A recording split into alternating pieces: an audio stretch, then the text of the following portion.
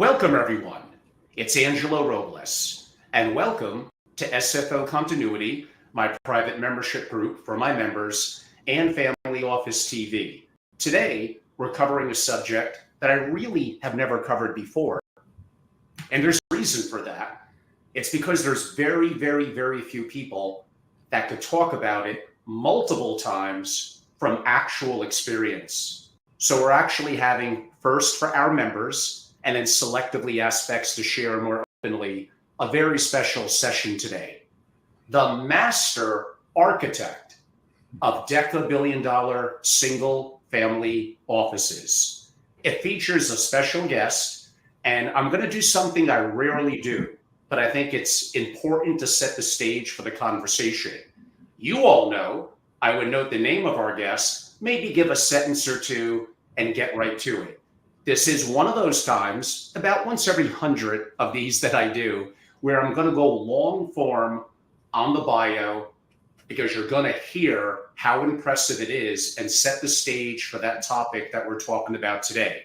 So our special guest is a longtime friend. I consider him from afar a mentor. It's an honor to have him on and to have known him for near 15 years. And that would be Nathan Troutman, founder, Privatus Partners.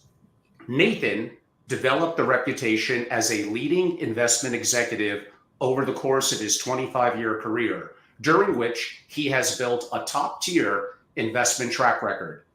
He is also known for his effectiveness in working with some of the world's leading family businesses and family offices, for helping the Garza Sada family in Mexico after the peso's dramatic devaluation in 1994, to advising the family of Julian Robertson, founder and chairman of Tiger Management. In both instances, he restructured the family's private business investments in very diverse environments. Nathan has also used his skills in managing complex investment situations of the family of Jeffrey Kent, founder and chairman of Abercrombie & Kent, where the focus was the Middle East and Africa, and Boston-based the Mullis family, founders of Market Basket Supermarkets, where he was tasked with obtaining liquidity for the family. Michael Dell's family office and its participation with Derek Jeter, acquiring the Miami Marlins baseball team, helping Mario Andretti and his family with their Formula One and Formula E strategies. Family members of Sir Isaac Wolfson, founder of GUS PLC, which included Burberry and Experian, Make Direct Investments, the Rockefeller Family Capital Management, which included their family office providing wealth management advice, and importantly, as part of Nathan's career, was also working with Microsoft co-founder Paul Allen. Nathan has recruited, or was recruited by Allen, to lead a complete reorganization of his multi-billion-dollar portfolio. To facilitate the process, Nathan formed Vulcan Capital, which emphasized cash flow and intrinsic value. Under Nathan's leadership, his team made numerous new investments. He also directed Vulcan Capital to restructure an investment portfolio with over 120 direct investments. These restructurings recovered approximately $2 billion of value. Simply, my friend Nathan has more experience and knows more in particular about direct investments and restructuring for truly large families, the wealthiest families on earth. On that note, Nathan, it's an honor to welcome you to the show. Thank you for your time today. Thank you, Angelo. Thank you. You could probably hear in my voice, after my 20 years in the community and my experiences and people that I know that I've been very fortunate, there's probably not many people and subjects that I get a little extra giddy on, and where I feel I'm in an apprenticeship position, the white belt position, always learning. And that's probably a good thing, that no matter how experienced we get, we always take it from the perspective of being a lifelong learner. Nathan, I really look forward to our conversation today. And I gave probably the longest bio read that I ever have done in doing hundreds of these. And I think it really helps to set the tone. I think the audience is going to want to know a little bit about your background, where you're from, a little bit of family history, college, and what led you into investment banking. Yeah, thank you. Thank you for having me, and thank you for the nice introduction.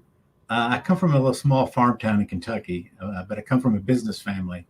I was third generation tobacco farmer. I've got a cousin that's fifth generation barge operator. My family had the bottling rights for knee-high soft drinks, if you ever had those down in the South, for Western Kentucky. And then one that's kind of interesting is my uncle is Duncan Hines, who makes the bakery. Of course. Yeah, so I come from a business family. Um, I went down. I went to school in Florida, played baseball, but I wanted to get and own my own business like my cousin and my uncle and some other family members. But I didn't think I could be so creative. I found out about private equity that someone would pay you to buy companies for them, and so I enrolled in the JD MBA program at Northwestern. I was fortunate. I got recruited by Lehman Brothers when I finished the program. And then I also got recruited by Peter Solomon to help build Lehman's first merchant banking fund. And so that's what I wanted to do. I wanted to learn how to run a business, but how to buy and sell businesses. And that was the path. But I always wanted to get in the business side. I appreciated it more, the kind of the left side of the balance sheet than the right side of the balance sheet. And when the peso devalued in '94, it was for a big Mexican family that was a client of the firm's. They asked me to come down and help restructure their businesses, reorganize their businesses. NAFTA was just coming on, so there was a lot of activity, but they wanted me to come work directly and bring as much money as I possibly could. And so I raised one of the first Latin American private equity funds. So I finished that project up. It was a tough time for the locals, but we were able to recover a lot of money and create a lot of value for the family. That was the first big family that I had worked for. When I came back, I had an office and an apartment in Mexico City. When I came back to New York, I got recruited by Paul Allen was looking for someone to restructure and reorganize his portfolio and his family office, his business. So I shut down Vulcan Ventures, which a lot of people know about, and built Vulcan Capital. It was a heavy media technology business. It was, but it really put me on the map of being able to find value maybe where others didn't. So for new investments, we made a lot of money on our new investments, cash flow oriented, intrinsic value. It was just basically Warren Buffett type of investing. And then restructured the almost more than 100 direct investments that Paul had. And it was a great laboratory because out of 100 investments, you could find everything that was done good and everything was done bad. If we did an autopsy on all these investments that Paul had made. When I finished the traditional investments, then I also spent time and restructured the football team, the Trailblazers and Sonics, Seahawks that Paul owned. And so that was another avenue that then I went down later. I came back I finished that project for Paul and set him up. He was comfortable. But the way I thought about it is I felt like a first cousin with a different surname. Mm-hmm. And I think that helped me, both the business background and the integrity of approaching. A lot of people were trying to rip off big investors, but I think they saw some integrity with me and that I was looking out for their interest. And so that was successful. And before I got back to New York, I got introduced to Jeffrey Kent by another large investor. And I wanted to go on safari, but it turned out he also had problems with his family office and asked me to come and restructure those. So I spent a lot of time in London. I have to go to these places. They're project oriented. And, so I got to go to wherever the problems are. And that took about a year and a half. I was in Africa a lot, London, helping him. So you see a picture, kind of a show. I mean, a consistent theme is I was going around helping a lot of large investors with some problems they had with their portfolio. Of course, Nathan. Now you give me a lot there to digest and a lot to follow up on. what I found intriguing about two of the three names that you mentioned is they're international and you're an American. One in Latin America or, well, Mexico, and the other across the pond in the UK. So culturally, how was the communication factor with the Mexican family? Because at the heart of it, you first have to assess what the principals, what problem they're trying to solve. You have to think critically and you have to form a strategy and an execution plan. How did you go about that process? Just naturally. I think I just was myself. I just acted like I normally do. I think they felt that, again, that I was on their side and I was trying to help them. It was funny, though. The Mexicans are known for big, long lunches. And the deal I made with the team was sometimes we're going to have sandwiches. Sometimes we're going to have the Mexican lunch. And, I tried to bring U.S. customs into and culture, Wall Street culture, into the team that was there. I didn't speak English. Maybe an example is I didn't speak English. I mean, I did speak Spanish very well, but they wanted me. They wanted me to be very genuine because they wanted that. They wanted the U.S. technology and the U.S. way of doing business, the New York Wall Street way. So I think that endeared myself to them. Did you still have to uncover what the problem or opportunity that you were going there to solve, and then you have to build a game plan around that, an AKA strategy? How did that process play out? How long did it take? Sometimes it's easier than not because you have some records. First thing I do is I look at the financials, and that's I can really tell in black and white what's going on with the business. And most of the time, it's frankly pretty obvious what it is, and it's almost invariably management, and invariably the guy at the top, the person at the top.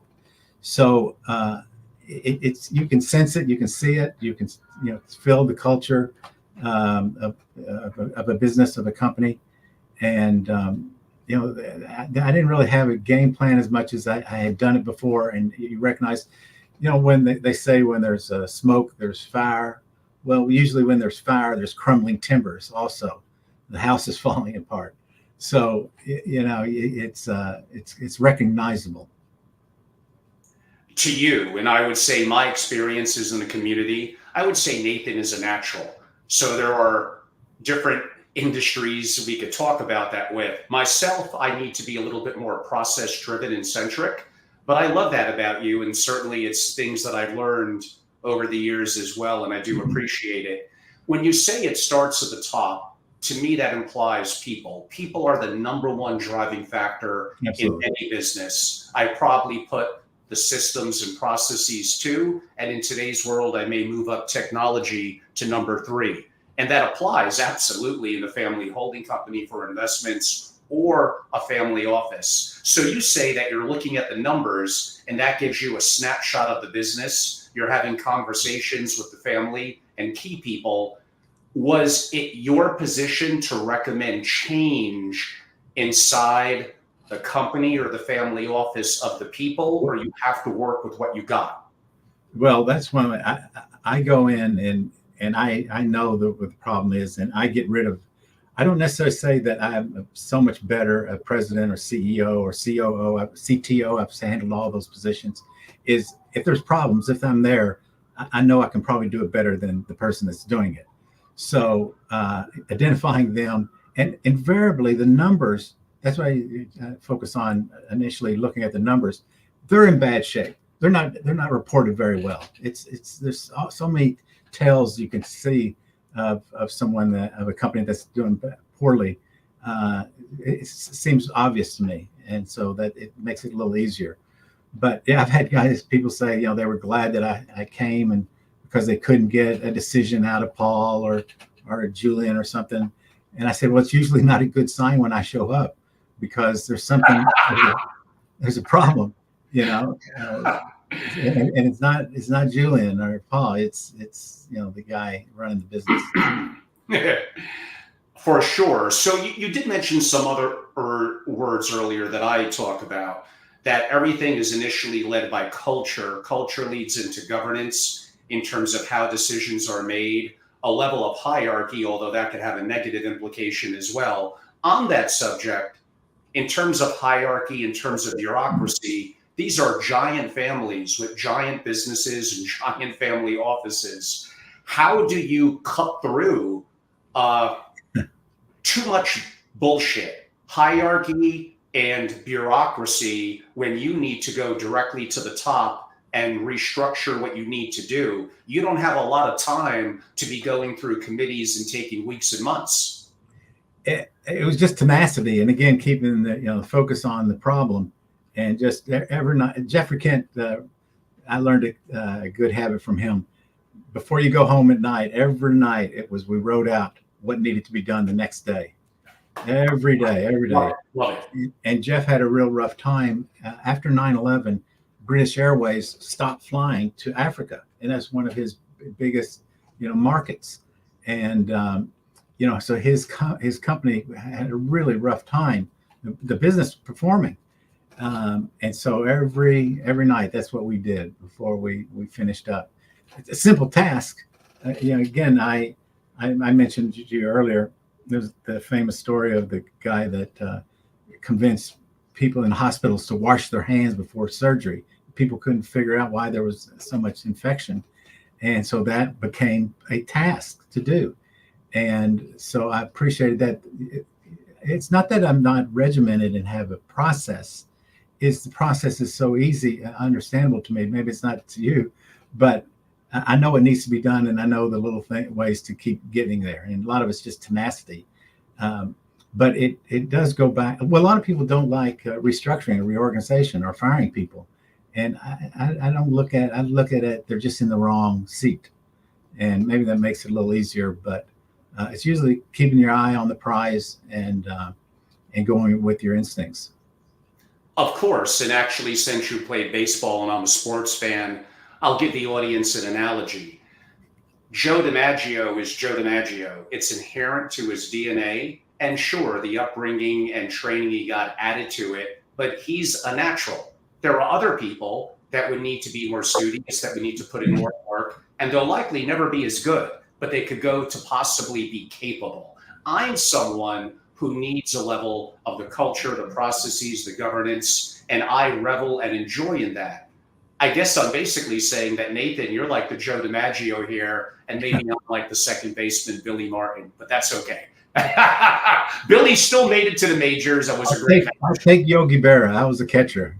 And Yogi is from where again? Was it St. Louis? I'm not sure. Oh, I know these things. Of course. We got some Italians like my brethren that are down in the South as well. You never know. Right. You have one of the greatest sayings I've ever heard when I asked you the question. When it comes to direct deals, you kind of first have to source deals. But when you're the richest person in town, maybe sourcing deals isn't so hard after all. Yeah, that's what I always say is the guy in a little small town I came from, the guy that has the best deal flow is the guy with all the money. Everybody goes to him. And that seems pretty obvious to me, but you can really see it play out in a small town.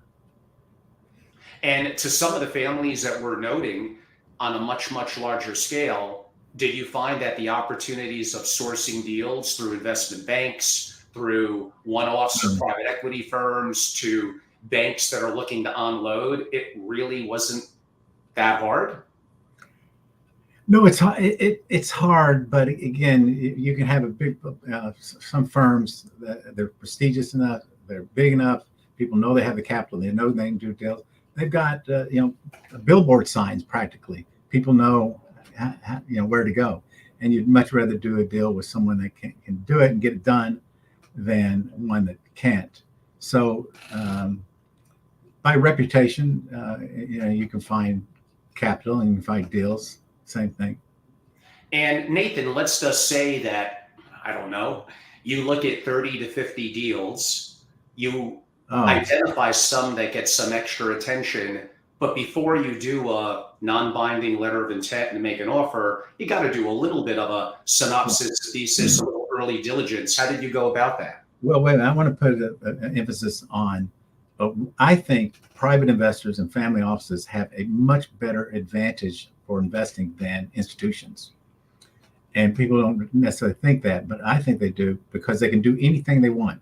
I structured deals for Paul that couldn't be done by a private equity fund, a traditional private equity fund, or an insurance company, or a retirement fund. And one of the greatest advantages families have, or private investors, is they don't have to invest. They can do whatever they want. They can go years without investing. And Warren Buffett does that. No one has ever given Warren Buffett grief for holding on to an investment and not selling. So I think that families and private investors have a huge advantage. And again, from structuring, from timing, one of the best deals that I got for Paul, it was a pipeline system.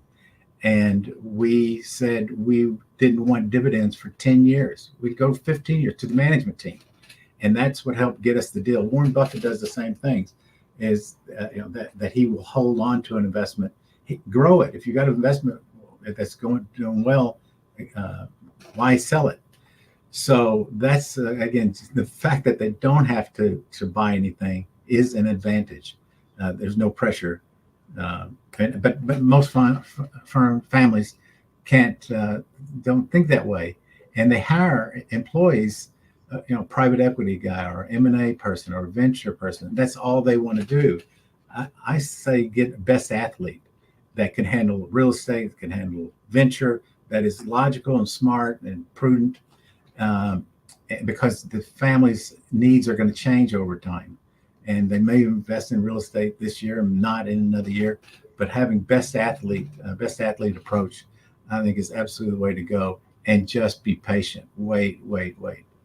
And so hiring for IQ and intelligence, the ability to adapt, and as opposed to maybe specific verticals that may fall in or out of favor, not just in markets, but in the family. But you would still, like my question was, still need to do a level of what makes the cut, and then what goes to the next step of at least light diligence. Well, I'll tell you that what I've done, the process I've done is it's kind of simple and corny, maybe, is 330-300. Is if, and going through using an investment committee process, that anyone had a deal that they wanted to do or an investment they wanted to look at, the group, is to write it up in a 3-pager. And to go to the next step. And the next step was using other outside resources in the firm. And that required a 30-pager. And then finally to go to documentation and trying to get the deal closed. That required a 300-pager. So it's that, it sounded, you said that you like very regimented and very, processed. I do too, but maybe it doesn't come across the same way. Because behind the scenes, I'm making sure that all these things are checked off. So, of course, that's important. Then, depending on the deal, the size of the deal, capital of the family, or opportunities to get favorable lending, did you then have to look at for deals? How do we finance it? Would we do all cash? Why would we? Where are we taking money out from that could be better deployed elsewhere? What are our banking relationships? At some businesses, what seller financing would take back? How did you assess all of that? Well, the market ebbs and flows on availability of capital, and so I didn't let the financing decision drive necessarily my investment decision of a good business. But there's the market is clearing at different prices for different things at different times. So I don't worry about it. The capital structure does not necessarily direct affect the value of the company. Remember, we're trying to value the left side of the balance sheet, how much cash flow is being generated, and how you capitalize a business is different than how I might capitalize it. So, I've got some comfort levels on different levels on debt and equity, but they're all specific to the deal. So you just deal with it. I mean, if financing is available at good rates, then you use it. If it's not, you don't. No, of course. We had in one of my master classes on direct investing Ed Teeby, who was an executive in Ron Perlman's family Mm. office, and he gave a little bit of background about how, listen, Ron, very smart. I believe the year was 77, 78. He brought a licorice company, I believe in New Jersey. I'm forgetting the name of it now. And that became effectively his anchor, his holding company, and how he worked with cash flows, how he purchased other companies, how some companies were net operating losses, but that might have been beneficial from a tax perspective until you got to restructure or rework the company. Now, this could be a 2 hour discussion about the mechanics of investment banking and holdcos. But if you had to summarize it, that approach of the typical billionaire, do I create a holding company? What anchor asset becomes the anchor asset? And then how do I build upon that? What advice would you give? Listen to your principal. They're paying your bills, right? You're there to structure the portfolio to accommodate them. Now, if it works, obviously you want it to work for both people, both sides, the people doing the work and doing the investment searches and analysis. But no, I look at it as satisfying their needs. And it happens, the families grow. It's exponential. Families grow and there's more and more family members. And so the policy, the standard and the strategy changes. Need more liquidity, need more long-term. So that's the advice I would give. We're talking about family offices. And so to do the right thing for your family is to accommodate their needs. And if they need liquidity, then you build a portfolio that has liquidity. And how did you engage in any or all of those situations? Or was it just simply not part of the mandate with the younger or the rising generation in the family?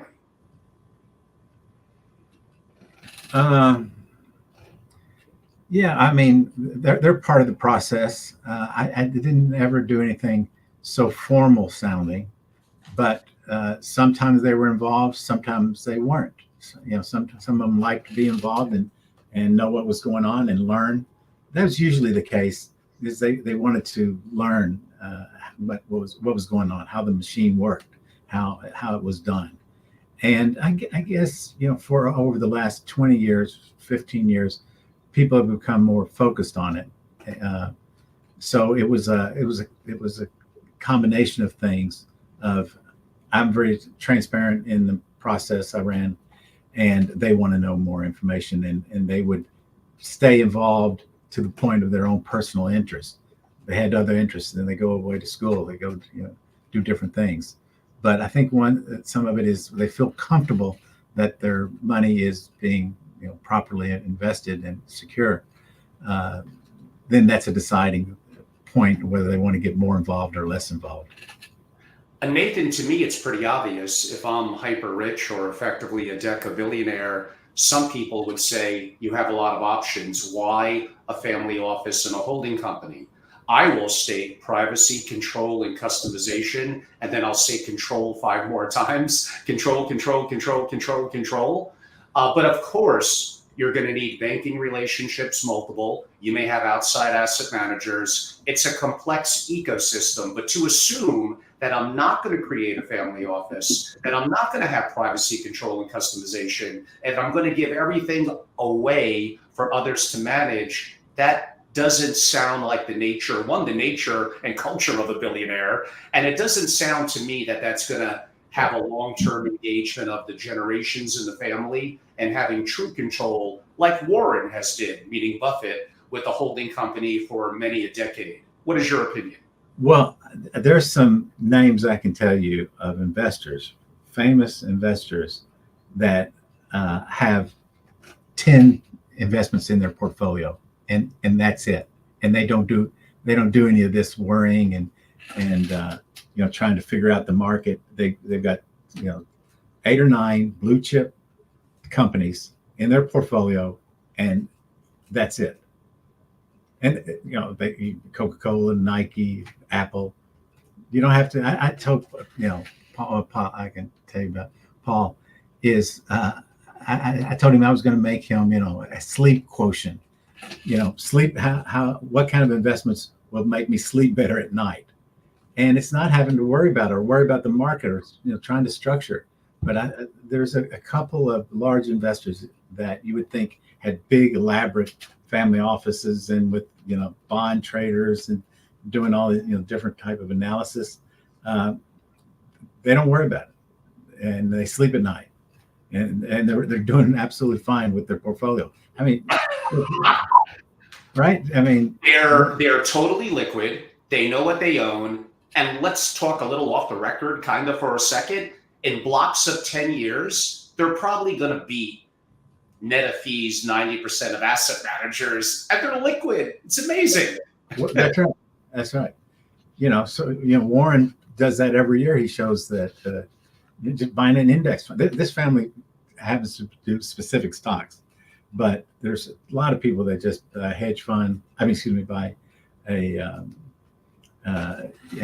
fund like and just let an index fund and let that be your investment strategy.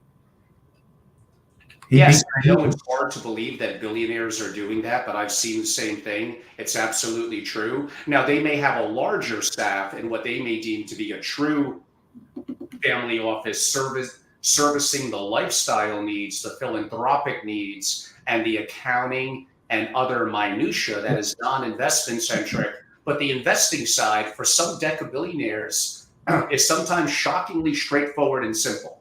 Yeah. What I've said to a number of them, and where we move the portfolio, the strategy, is I said only do what only you can do. Meaning, you can only get that deal because of something special: access, technology, your insight into the business. I want to be the only person in the conference room striking a deal. That no one else can do it because I got holding power. I've got a lot of money, a lot of different reasons, and so they just wait for that opportunity, wait for the unique one. This is maybe sounds corny or something, but if my mother can buy it, I'm not interested. And my mother can buy a lot of these strategies and professionals that you're talking about. So I think it's worth it. As if you are a big family, you can do it. You have the resources to just wait for the one and look for the ones that you can add value to, that are unique to your ability to get that asset. And then you like I say, you've seen examples. Then they just wait, sit back, and enjoy life. Now, Nathan, what have you seen with the richest of the rich, what I define as the Deca-Billionaires? Although in today's world, you could be worth $100 billion and not even make the Forbes 10. I believe there's 17 individual families at 100 billion or more. So the bottom of the barrel, number 400 in the Forbes 400, it may have adapted in the last week with the markets being down, was ballpark about 7 billion. So wealth at the top has certainly been exponentially growing. But my point is, how have you seen the richest of the rich that elect to become LPs? They're willing to give up control. They believe there may be some alpha with a talented manager, but they're giving up control, some of the tax control. Now, they may be at a point where they could pick up the phone and just directly talk to that GP. Did you find that they acquiesced and did that, or do they want to have complete control of a private company or totally liquid in public markets or treasuries where they could see, feel, and touch it and get in and out if need be? No, it runs on a continuum. Some yes, some no. It was all personality. I found if some were just more conservative. Some wanted to get involved, because of technology. I mean, with Paul, we had a tech group that was inventing product for Vulcan's use. I mean, we had iPhones and iPads, long before it was available in the marketplace. So that, that was Paul's strategy for investing. But these, it just runs the gambit across the different options, and it just is personality. I've learned from Nathan Troutman a couple of things when it comes to, again, people being the most important. I believe two of your sayings were, and you have a natural instinct for picking this up quickly. One, can I trust you? And two, if I were to move on, would you have the capability to move up and effectively do my job? Maybe even do it better. So you're looking to hire talented people in the organization or restructure them that you could trust. Is that easy or is that hard to do? Well, it's actually hard to. It was more than trust. It was, can I trust them with a calling card from Julian Robertson, a calling card from Jeffrey Kent, from Bill, from Paul Allen? Can I trust that person to use it in the proper way and not do anything stupid? So that, so it's a little deeper than that. Is, are they capable enough? Are they have the right culture that what I tried to create to run that group also? I wasn't trying to create a job for myself. I wanted, teamwork, and that was one way to foster teamwork, I thought. But the other is, especially for a family, can you trust this? Because there's a lot of smart people and talented people that wanted to work and get involved in different funds that I'm involved in. But I wouldn't trust them with what they would do with that business card. Not that they were doing something so bad, but just that they didn't have the integrity that I thought was needed for this family. And then maybe it all goes back to trust. Indeed. And there are some people in the executive role that are gifted at strategy, maybe more creative, out of the box thinkers, seeing around corners, but sometimes they're not always best at execution. And vice versa, there may be people that may see less around corners, not be quite as creative, but they really galvanize into an idea and strategy, and they give you everything they got, and they help to execute it. They're both incredibly valuable. Very, very few people could be incredible at both. There are some. How did you assess that when you're either building or restructuring a family office or whatever, a whole co or company inside of a Deca-Billionaire? Because you're going to have to move on because you want to 3 months, 6 months, a year, 2 years later. How is it going to be sustainable if it doesn't have the right people? Well, it probably won't. And, it probably won't be sustainable. But you would like to make it where it's in good shape when you move on. Yeah. And get the principles, the strategy, the how you look at investments and create a culture that, again, I'll go back to Warren Buffett, that something similar to the way he runs his business. But I don't know that you can, I think though the culture you can change, and if you do it the right way, people are going to stay, because there's still some same people that work for me and I hired that are in those positions. It's the right way to do business.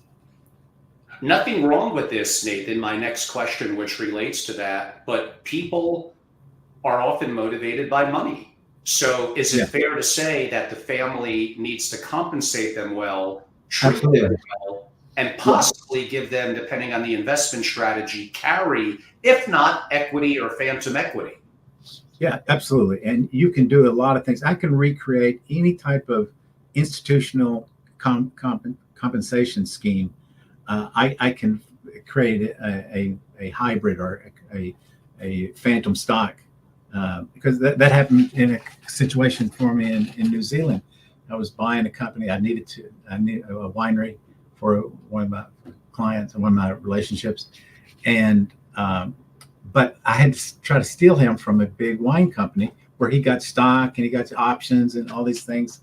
And so I simply just created the same with phantom stock. I created the same type of motivation that he got at a big corporation working for a big wine company.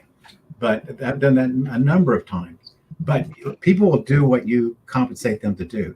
So you got to be smart and careful and craft it the right way, because you just got to do it the right way. But one of the mistakes people make about compensation with golden handcuffs and all these different things that I'm talking about is they don't put flexibility into it. You've got to do that because things change. And again, people will do what you pay them to do. And so if you don't need liquidity anymore, and you've got a little different strategy, you've got to modify the compensation structure to accommodate that. But it's hard. It's people, because you got different forces going on. You got the employee that's trying to get the best deal and make the most money, and then the family that's sponsoring them. But again, if you hire people with integrity, they ought to be able to work that out. If you've got enough real estate, you got to be careful that the guy is not still trying to buy real estate, one of your investment professionals. So that makes sense.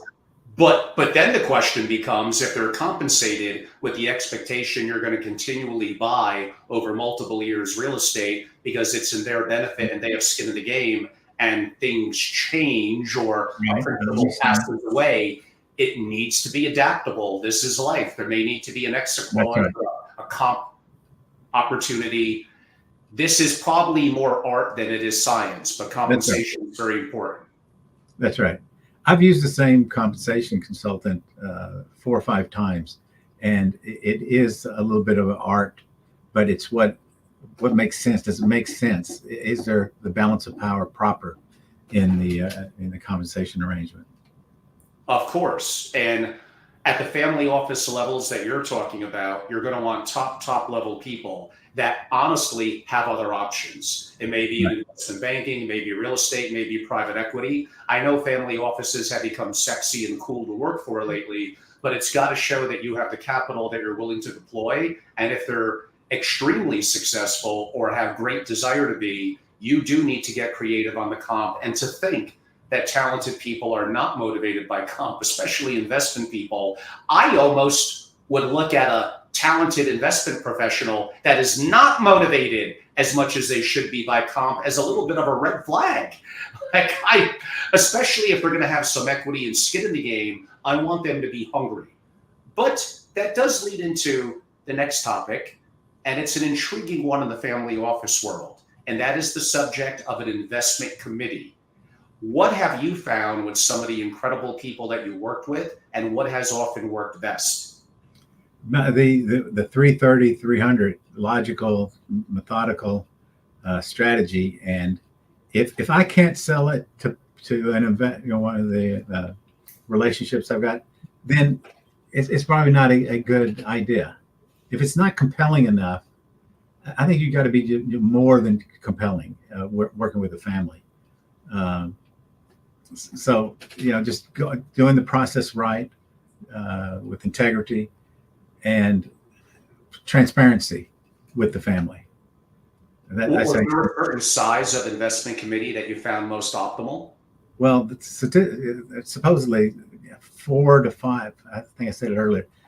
The decision makers should be 3 to 4 people is all, but then have it available, transparent, the process transparent, that a cousin or a daughter can watch and see the document. Like a board observer or committee observer, of course. Yeah, but it's got to be formalized.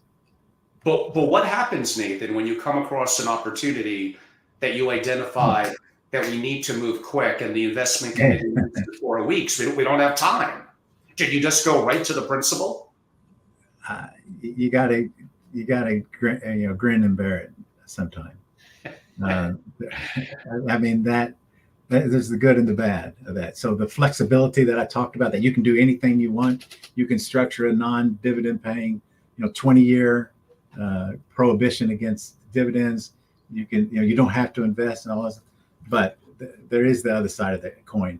There was I don't know, it doesn't matter who it was, but XM Radio was some. We looked at that to make an investment, and we knew all about the industry, knew everything about it. Spent 6 months analyzing it, and the principal he didn't want to do it. So that's it. But hopefully you get the next one done. But it happens, and you just got to grin and bear it. That's one of the disadvantages of working for a family office. But I think the advantages of working for a family office outweigh that. Again, the liquidity of being able on the other side. We spent 6 months analyzing it, but they were more responsive on something we needed, tomorrow a decision on. So. And how did you integrate and work with, or did the principal or the team have them already in place? No family office, even one for the richest person on earth, could do everything internal. That might even get a little siloed and have groupthink.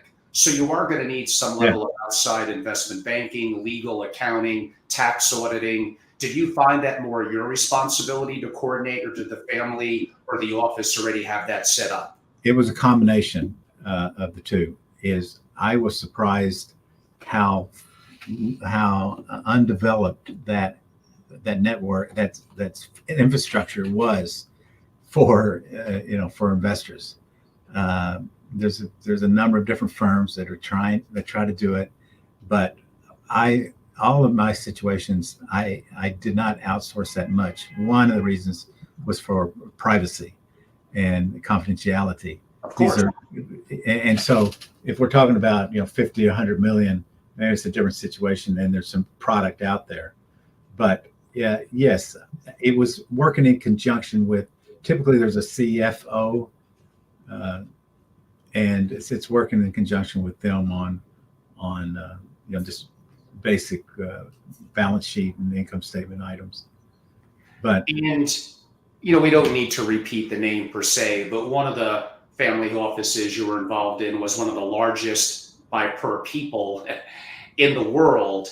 How could that not become overly hierarchical and bureaucratic? How do you address that and either streamline it? It's probably never going to be as streamlined as a smaller family unit and family office, but you don't want it to become overly hierarchical and bureaucratic. How do you balance that? Yeah, and that was the case. There was a huge amount of people at one of the family offices, and I always say they had more people in HR than. That's already a bad sign. Yeah, that's already a bad sign. It's already a bad sign.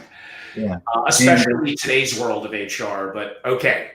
And it was kind of funny. The principal got a little testy, mad at me, and so I lay out a budget of.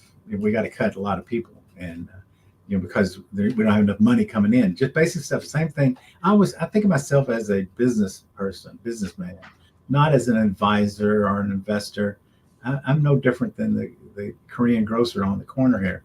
It's a business. I look at the investment side as a business, and so that's the way I approached it. We had to get rid of a lot of people because there was no money coming in, and the investments had been poorly made and were performing poorly, and so I had to start cutting bodies and getting reducing the employee group. So you just got to do it. But it was kind of funny. I think a lot of people were cheering for me and hope because they knew the firm needed to be rationalized. And then the other half were gunning for me because they were part of the bloating of the 550 people. If you were to be approached by a Forbes 20, that's again very close to 100 million on the latter end of the Forbes 20. I don't know. I had a liquidity event. I deal with banks, but I want this thing called privacy control and customization through a family office. We want to be active in direct deals. I got a very small family unit. What would be one of the first things you would do in terms of working with them to get operations up and running? Well, look at the books is the first thing. Just again, it's a business that is implicitly. So their cash flow, their profit and loss statements. Absolutely, everything. Yeah, all of these situations, I haven't emphasized it, but all of these situations I've been in, the first thing I do is I usually hire a forensic accountant to come in and tell me what's really going on. And I can't rely on what's there because otherwise, again, if I did that, it's usually a bad sign when I show up. And so, I don't trust what I'm going to get from the existing, right? So, yeah.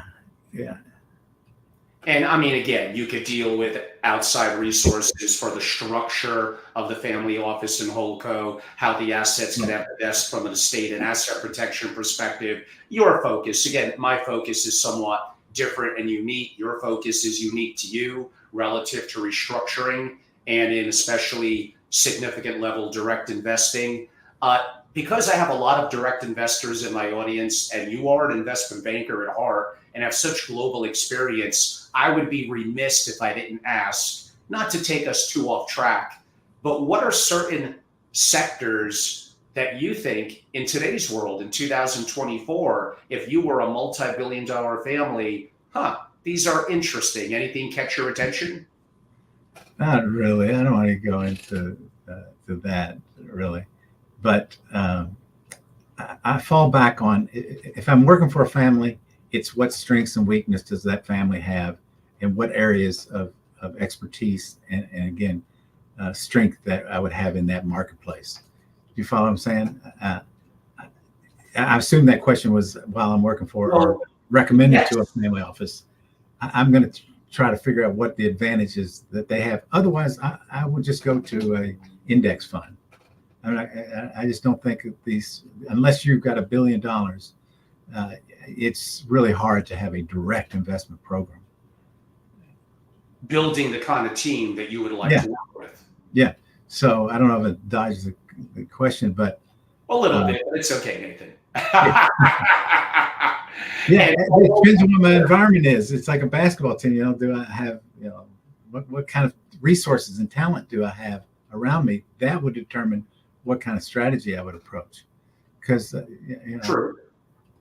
Yeah. I would be maybe a little different and disagree with you on the 1 billion. Of course, 1 billion, 10 billion, 20 billion. Yeah. Well, I could actually argue with it because a massive amount of money, it's actually harder and harder to move the needle, to make decisions, to bring on the right people.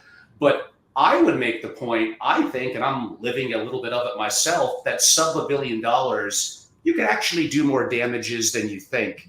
Look at what you may be paying in 2 and 20. Look what could be diverted into your own internal team. Get creative with a comp consultant. You'll be a little surprised in terms of what you could do. And I think I'm exaggerating a little bit. If you have a $500 million, if you got 500 million liquid, not net worth, that's the difference. And when I said $1 billion, that's kind of a net worth. That's not liquid. So I think if someone has 400 or 500, but there's ways to replicate that again with teaming up with another family. So there's a number of ways that you can get back to that advantage I've talked about.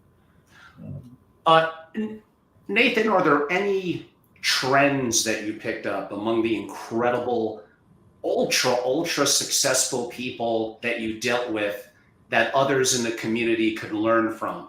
Was there a common trend with their personas being contrarian, being very quick decision makers? Well, are they all so different? Yeah, they're all so different, but they all were, they created a business. And again, that's, I think, a different thing. Paul was a technologist, I guess, but he created a business, him and Bill did. So what I'm saying is their advantage, they weren't trading securities. They weren't trading, gold or silver and a commodities trader or something. They built a business. And that's, if you've got the talent to do that and you've got the best idea, that you can take and turn into a business, that's all I can offer. Otherwise, it's pretty difficult. Of course, no, that makes sense. I'm going to state my experience with billionaires is they're smarter than the average person, not much of a surprise. Yeah. And you're able to be very competent in a given niche that they're able to exponentially grow. They're able to connect the dots very quickly, and they're incredibly meticulous and disciplined. There are going to be exceptions to that are hyper creative and all over the place. But those were some common traits, if I could use that word, that I often found. Yeah, yeah, they're high IQ people for sure. Uh, but then just creating a business and whether it's Duncan Hines or Abercrombie and Kent, that's kind of a special talent as well. Oh, absolutely. No question it is. Going back to the very hard role, very hard. Some people aren't cut out for it to basically go into something, evaluate it, work with the principal, let's say the family office, admitting that restructuring needs to be done, and effectively letting people go, or at best reassigning them. Uh, is this something you did with a lot of process and protocol in coordination with HR, or at the highest levels, you got to see them in action and your instinct 99% of the time was correct? Yeah, but for sure, I'm not doing it with HR. I'm doing Love it. Love it. I'm doing it man to man, man to woman, and with integrity and sincerity. Like I say, by the time, usually the time if I've had to fire some people, they're thanking me as they leave, because they recognize and they admit that there's a better situation for them out there. It's just been on the wrong bus. That's the way I look at it. Um, And what would you say, Nathan? And we're heading to the home stretch. What would you say are some common mistakes of significantly affluent people? I suppose one could be they let hierarchy and yeah. bureaucracy get in to their family office. They maybe build up too many boards and committees. I guess those are obvious, but you could repeat them if you want. But is there anything that stands out to you? Well, I'll tell you a little anecdote. There was one of the investors, one of the families, was a big family office, creating a lot of things and doing a lot of technology themselves. And the guy that was running the R&D group came to me and he said, "Would you screen the deals that are the principal is bringing to us? Not deals, but technology and different ideas and creating businesses and doing all kind of different things." And he goes, "We get so much traffic from the principal that we could use you guys as look at us. Would you lend us money? Would you invest in that project?" So that's what I did. So they would bring things that the principal had given them to do, and it required money, it required capital, but we had the capital. And then my team would vet it and poke holes on it and take it back. So I got called up, and the principal was pretty mad at me, and I said, "What's wrong?" He said, "I heard you're bottlenecking my deals." And I said, "What do you mean bottlenecking?" He goes, "Yeah, my tech guys are telling me that Troutman, is bottlenecking, is making you do all these approvals and investment committee and all that." And so I explained to him. He didn't understand. Yeah, he didn't know that that's what I had set up, and so he really appreciated it. That was great, check and balance, right? But he said, "But would you do me a favor? Would you this one, that one, and that one leave the hell alone?" And that's my rose garden, and those I'm not an idiot. I know they're not going to make money. I know they're pie in the sky. But so what? I've got the money, and that's my rose garden. So I've used that with a number of different other situations. Have your rose garden. So people will say, you ask what is the observation or a critique of what they did wrong. People say, "Oh, they threw the money away. They did all kind of things." If you was working for them, if you can put discipline in that process, let them do whatever they want. Let them enjoy their money, but put some disciplines onto it. And that's what we did, and it became a little catchphrase. This is my rose garden. I can afford it, and I want to do it. And so yes, I want him to do all the rose gardens that he can.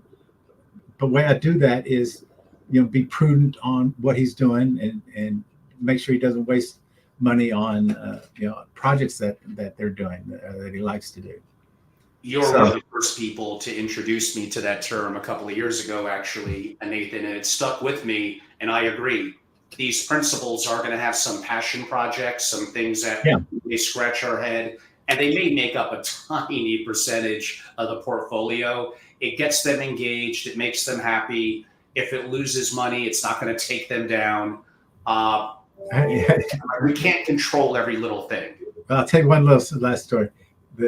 Since the Olympics are here, so there was Olympics, and it was one of the big families, and they were going to fly in a private plane and take about 20 or 30 people to the Olympics, and so I'm looking at the books, and I'm monitoring and trying to watch everything, and what had happened is they bought tickets for every event for 25 people. Well, you physically couldn't go to all those events, right? But since it was this big principal with all the money, and he wanted to be real gracious and impress all his friends, he bought the same ticket for everybody. And then someone pointed out to me, and then I took care of it, is why don't you send a note to ask them which event they want to see? Because you can't do Sounds like a good idea to me. Right?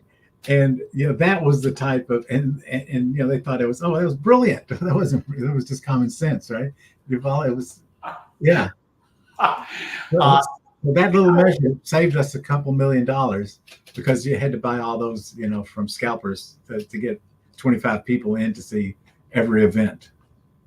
Did you find that the Deca-Billionaires, really anyone super rich or a billionaire, there's an issue of they're concerned about who to trust? Yeah, and they should be. Yeah, of course. How do you think someone gains their trust? Is it over time? I said, I pretended like I was a first cousin with a different surname, but I'm blood. I'm, in my mentality of I'm not going to screw my sister or my brother or my, nephews. I'm part of I think of myself as being part of the family. It's just a different mindset. It's not about making, all the money, and, it's about doing the right thing. I mean, your answer before was great on, richest person in town is never going to have a problem with deal flow. Let's just say you're the 5th richest person in town. In today's world, with your background in investment banking, how would you go about sourcing deals? If I'm interested in a construction industry, which I am, do I go to trade shows? Do I meet with small investment banks, business brokers? What are some of the best strategies? You got to work it. Yeah. One of the big investments that I made that made a lot of money. We hadn't done a deal for 2 years, and one of the principals said, what are you doing down there? He was used to getting a presentation every week or every month on a new investment proposal. Both, bad deals, but people are trying to get them done, right? Because the risk return, you bring a bad deal, it's maybe you get lucky and it's a good deal, but they were just trying to stuff deals through the process. But you gotta gauge that against what the family really wants to do. And and I kind of asked it earlier, but if you're tasked with building out a team and you want to bring in talented people to someone, in the cases we're talking about are like Forbes 100 people, how do you go about that if they don't necessarily have it internal? Did you rely on the world's best recruiters? Did you rely on your network? Did you have them in their network? It's a job. Hey, don't you got to be a little skeptical about the Forbes 400 list. I just as a point, because the people want to inflate. There's a lot of people that want to inflate that number and try to get on the list. So I've seen kind of the workings and machinations of that by Forbes. So you can't always trust that those numbers are right. To be off the grid. I've always said there's more people that are ultra wealthy that don't make the list because they're purposely either dynastic generationally, complexity of trust and ownership models. That's right. Some things that are just not as much public record. So there's actually more of them.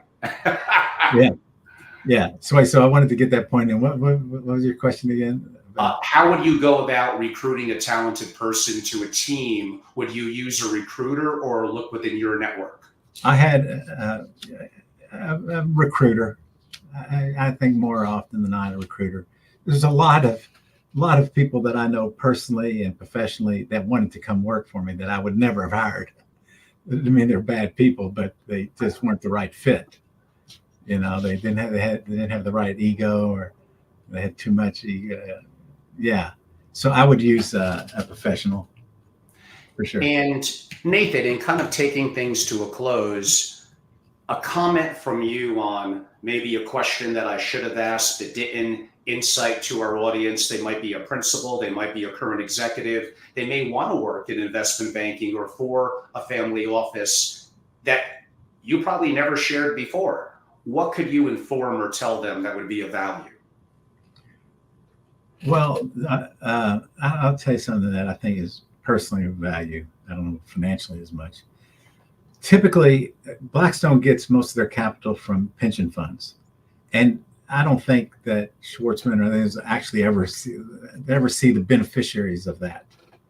What was really rewarding for me and the team, and maybe it would be for some people that are watching and listening, is when one of the principals had a project, a charitable project, we're making money for him to put into that project. And so a lot of times I've gotten involved in the project again to make it efficient and make it as inexpensive as needs be. So you just don't get that working for a big institutional private equity fund. And I don't think I'm explaining it very well, but what I'm saying is we get to make money to maybe it's not necessarily our contribution, but we make money for that principal to go and invest in a charity function, or there's some human element to it. And then we get involved in that project to make it efficient. So it's like a double whammy of goodness. I don't like sound corny or anything, but if you work for Blackstone, you don't care or even know where the money goes. But working for a family, and I've just seen it so many times, so many families then have that kind of wealth. There are things they want to do. And so to get in there and apply that, rose garden test to it and make it efficient and make it more profitable than it was, it really feels good. Of course it does. And yeah, Nathan, what could I say? It's been a tremendous honor for me to have you on. I'm fortunate to have known you for many years. You may not even know it, but I felt like through osmosis, I learned so much from hearing you talk, from having conversations with you, to kind of seeing you in action, to reading some of your incredible content. And what an honor. If it was just you and I and no one ever saw this, I felt like I learned so much being a student of single family offices and being obsessed by it 24/7. Talking to someone like you is such a tremendous honor for me. So those of you in the audience that would like to learn more and reach out to Nathan, and by the way, his last name is spelled Troutman, Troutman. I highly recommend LinkedIn as a way to connect and to also reach out via the DM feature. Nathan's company is spelled Privatus Partners. And let me know if I got this correct, Nathan. I believe the email to reach out is nathan.troutman and again, it's pronounced privatuspartners.com. Did I get that correct? Yeah. Okay. Privatus, correct. Worst case, if there's some disconnect in that, you could always reach out to me, and I'm more than happy and honored to make the introduction to Nathan. In terms of my close, like I said, I know I sound like a bit of a kid in a candy store. This is incredible. It was so valuable. I'm a big fan of Nathan for many years. I actually saw him a couple of times in the last couple of weeks. Prior to that, it's been really pre-COVID. So it's been a long time. It's great to see that he looks great, that he's doing well. He's a true resource in the community. And if you're a significance as a family principal or in a family, and knowing the experiences that he has and the insight that he could share, and he's a professional and he's a capitalist, so it's not for free. It's an opportunity to engage, and what he's done in his career in direct deals from a global perspective, I don't know, so many families just don't realize the obvious. And Nathan is not someone that makes the circuit, as is on family office events and podcasts. He's pretty discreet and low key. I'm not even sure if he's ever done a longer form podcast like this before. So I'm greatly honored. I appreciate it. So again, from my perspective, everyone, I'm Angelo Robles. I'm the founder and host of Family Office TV. Go to YouTube. I have 2 channels, at Family Office and at Family Office TV. I myself am also very active on LinkedIn. And go to angelorobles.com, which would simply be my website, which shares my information on my membership model for founding members at SFO Continuity. And I've been very blessed and fortunate. And Nathan has attended some of our social and intimate gatherings. And I hope to have him speak in person to a private lunch that we could host in the coming week for my members. And I also consult maybe some different perspectives here and there from Nathan. And not to say that I wouldn't bring him in as part of my dream team on specific and unique circumstances, especially larger scale families. So I'm obsessed by it. I love single family offices. It's my life. And I'm very fortunate to be in the position that I'm in and the opportunity of interviewing someone like Nathan. So you all know how to reach me at angelorobles.com. I look forward to hearing from you. Nathan, it's been great to connect. Thank you.